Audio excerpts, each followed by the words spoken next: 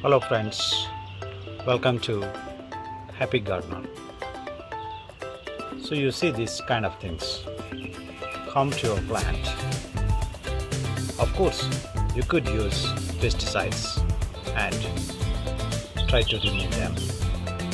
So this is for the beans plant. So the best way to take them off without using any pesticides is to physically remove them.